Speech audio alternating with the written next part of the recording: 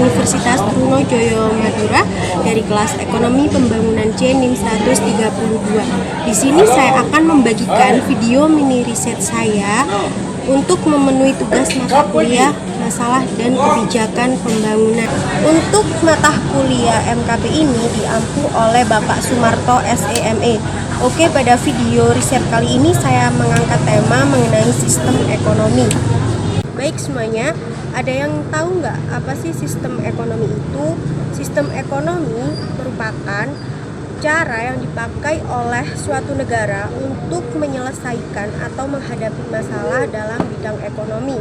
Setiap negara itu memiliki sistem ekonomi yang berbeda-beda, tergantung dari situasi dan kondisi yang sedang terjadi pada negaranya tersebut.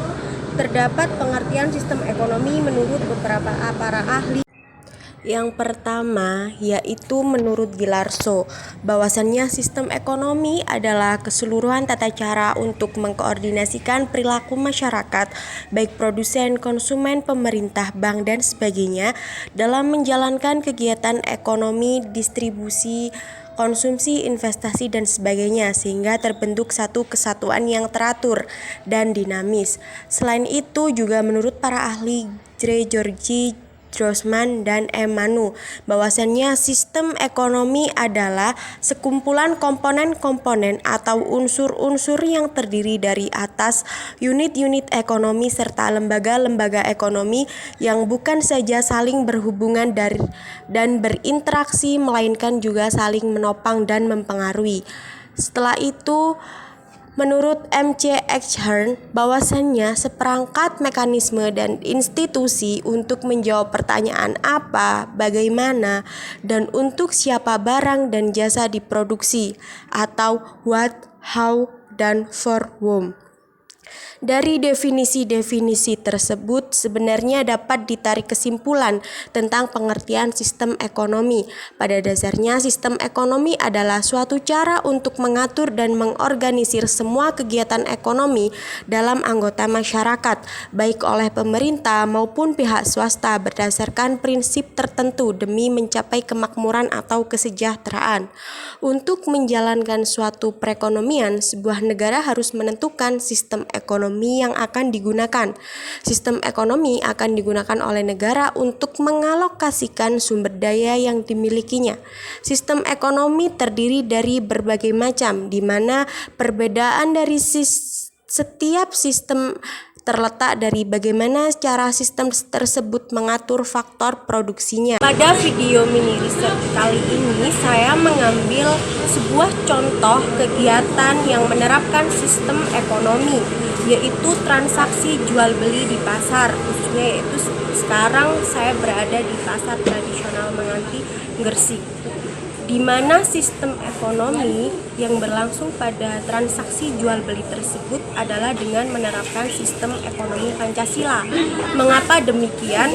Karena jika dibilang menggunakan sistem ekonomi kapitalis tentu tidak, karena tidak sepenuhnya dikoordinir atau diatur oleh pemerintah. Dan jika dibilang menerapkan sistem ekonomi sosialis itu juga tidak, karena pemerintah ikut dalam stabilisasi harga dalam pasar juga. Selain itu juga dibilang menggunakan sistem ekonomi campuran itu bisa dikatakan iya, tetapi tidak sepenuhnya. Kenapa? Karena kita ada sistem ekonomi Pancasila yang itu mengedepankan demokrasi dan juga lebih kepada eksistensi barang-barang maupun barang-barang umum lain dan sebagainya yang seharusnya tidak dimiliki oleh swasta, tidak dimiliki oleh privat, orang itu jadi hak milik negara. Jadi semisal sumber daya alam tersebut sekiranya tidak dimiliki oleh pemerintah, maka seseorang tersebut itu tidak diperkenankan untuk mengambil secara sukarela untuk dijual di pasar. Sistem ekonomi Pancasila merupakan sistem ekonomi yang digali dan dibangun dari nilai-nilai yang dianut dalam masyarakat Indonesia. Sistem ekonomi ini berlandaskan ideologi Pancasila berdasarkan atas kekeluargaan dan kegotong royongan nasional. Beberapa prinsip dasar yang ada dalam sistem ekonomi Pancasila tersebut antara lain berkaitan dengan prinsip kemanusiaan, nasionalisme, ekonomi, demokrasi ekonomi yang diwujudkan dalam ekonomi kerakyatan dan keadilan. Tujuan utama dari adanya sistem ekonomi Pancasila yaitu tercapainya kemakmuran dan kesejahteraan masyarakat. Baik, mumpung sekarang saya ada di pasar, saya akan mengulik-ngulik mengenai sistem ekonomi yang terjadi di pasar. Apakah kalian pernah pergi ke pasar? Mungkin sebagian dari kita, kalau kita menyebut kata pasar, itu maka yang terbayang adalah sebuah kegiatan jual beli di mana terjadinya pertemuan penjual dan juga pembeli. Dalam pasar itu terdapat persaingan, baik itu persaingan antara pedagang maupun antara merek dagang. Oke teman-teman, kali ini saya sedang berada di salah satu Indomaret, yaitu yang dikenal dengan pasar modern. Kalian tahu nggak apa pasar modern itu? Pasar modern merupakan tempat jual beli di mana tidak ada aktivitas tawar-menawar di dalamnya. Pembeli sudah menyetujui harga yang diajukan karena harga tersebut bersifat tetap atau fixed price. Umumnya pasar ini berada di satu tempat yang luas dan permanen. Pasar modern juga menjual barang-barang kebutuhan sehari-hari, namun banyak juga yang menjual kebutuhan sekunder dan kebutuhan tersier. Siapakah yang menentukan harga di dalam pasar modern? Di pasar modern, pembeli sudah menyetujui harga yang ditetapkan oleh penjual, sehingga tidak ada tawar-menawar. Harga sudah tercetak di tag dan pembeli langsung membayar sesuai harga yang tertera. Harga barang di pasar modern terbentuk hanya dari perhitungan pemilik pasar. Harga didasarkan dari perhitungan penjual akan modal, komisi, dan biaya lain. Hal ini yang menyebabkan beberapa barang di pasar modern lebih mahal dibandingkan pasar tradisional. Pada pasar modern, modal yang digunakan jauh lebih besar dibandingkan dengan modal penjual di pasar tradisional. Perhitungan penjual di pasar modern lebih berorientasi pada keuntungan jangka panjang dan biasanya perhitungan bersifat kuartal, tahun, atau per semester. Berbeda dengan pasar tradisional tadi ya teman-teman, kalau tradisional itu keuntungannya bersifat jangka pendek. Perlu kalian ketahui bahwasannya terdapat dua macam pasar, yaitu pasar tradisional dan pasar modern. Pada kali ini saya berada di dalam pasar tradisional. Pasar tradisional merupakan di mana tempat bertemunya penjual dan pembeli serta ditandai dengan adanya transaksi penjual dan pembeli secara langsung dan melakukan tawar-menawar hingga tercapai kesepakatan harga. Pasar tradisional umumnya terdiri dari kios-kios mie permanen dan menyediakan barang-barang segar, pakaian, dan kebutuhan sehari-hari lainnya. Dalam kegiatan transaksi, siapa yang menentukan harga? Pada pasar tradisional, harga terbentuk melalui kesepakatan bersama antara penjual dan pembeli.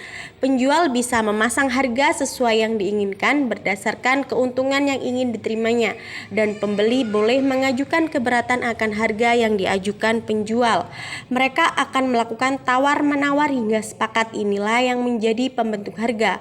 Namun dalam beberapa proses tawar-menawar, kesepakatan mungkin tidak terjadi sehingga harga tidak terbentuk. Meskipun begitu, umumnya harga yang ditetapkan penjual pasar tradisional lebih murah dibandingkan pasar modern. Pada pasar tradisional, penjual umumnya memiliki modal yang terbatas atau modalnya tidak terlalu banyak. Penjual pada pasar tradisional juga hanya memperhitungkan keuntungan. Keuntungan yang diperhitungkan adalah dalam jangka waktu yang pendek, bukan dalam jangka waktu panjang. Bu, mau beli jahenya 1 on berapa ya Bu ya? 4.000. Oh, jahenya 4.000 teman-teman.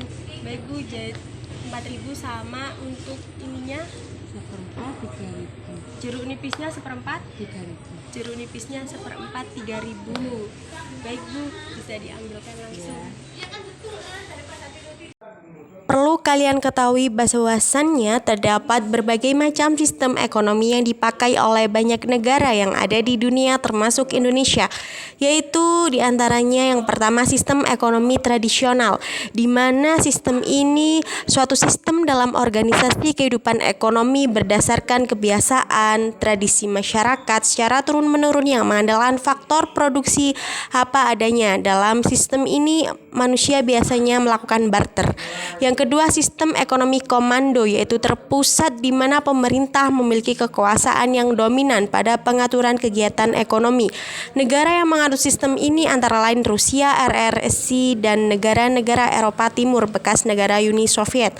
Yang ketiga yaitu sistem ekonomi liberal, yaitu kapitalis. Sistem ekonomi ini berdasarkan kebebasan seluas-luasnya bagi seluruh masyarakat dalam kegiatan perekonomian tanpa adanya campur tangan dari pemerintah. Yang keempat yaitu sistem ekonomi campuran, yaitu suatu sistem ekonomi yang di satu sisi pemerintah memberikan kebebasan kepada masyarakat, akan tetapi di sisi lain pemerintah memiliki campur tangan dalam perekonomian dengan tujuan menghindari penguasaan secara penuh dari golongan masyarakat. Dan yang kelima yaitu bagaimana sistem perekonomian Indonesia. Melihat jenis-jenis perekonomian dunia tersebut, tahukah kamu perekonomian Indonesia berada di mana? Perlu kita ketahui bahwasannya hingga saat ini masih terjadi perdebatan terkait sistem apa yang digunakan Indonesia. Namun apabila berkaca dengan adat kebiasaan bangsa Indonesia, sistem perekonomian yang diterapkan oleh Indonesia saat ini adalah sistem perekonomian Pancasila. Setelah melihat video mini riset saya, mulai pembahasan awal yaitu apa sih sistem ekonomi itu, bagaimana sistem ekonomi yang terjadi melalui transaksi jual beli baik di pasar tradisional maupun modern, dan bagaimana proses terbentuknya harga serta siapa yang menentukan harga dalam transaksi jual beli tersebut, maka dapat diambil kesimpulan bahwasannya sistem ekonomi di beberapa negara itu berbeda-beda tergantung dalam situasi dan kondisi yang sedang terjadi di negaranya. Indonesia sendiri itu meskipun menuai perdebatan sistem perekonomi apa yang dipakai Indonesia, akan tetapi saat ini Indonesia itu lebih condong untuk menerapkan sistem perekonomian Pancasila. Oke semuanya, sekian tayangan video mini riset saya.